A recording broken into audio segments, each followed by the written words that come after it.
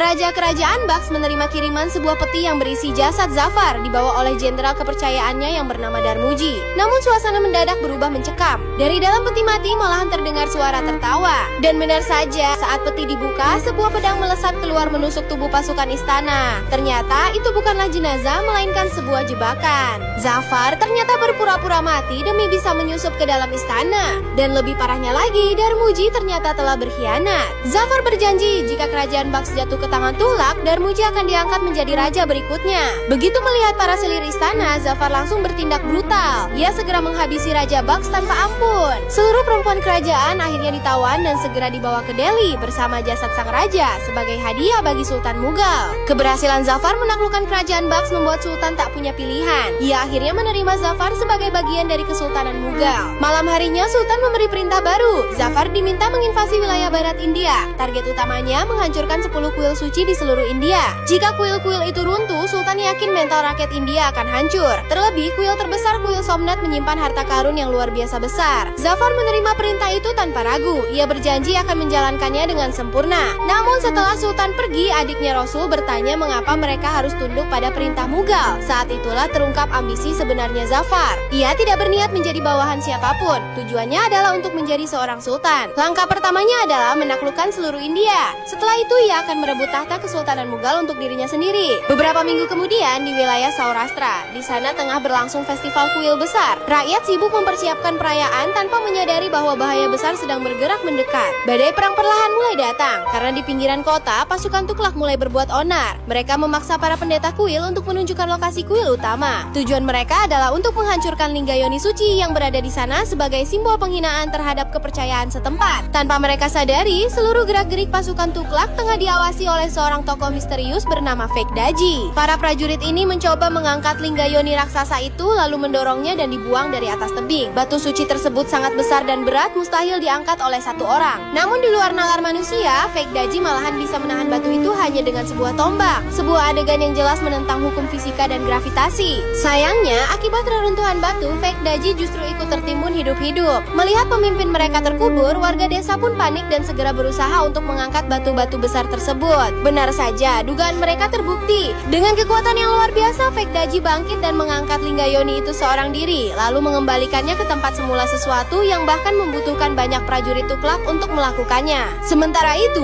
Hamir dimarahi kakaknya dikarenakan perilakunya yang selalu saja membuat masalah. Karena sebagai seorang pangeran, Hamir dianggap tidak pantas terus berkeliaran tanpa tujuan. Namun Hamir justru memilih menikmati pesta dan tarian rakyat, mengabaikan teguran tersebut.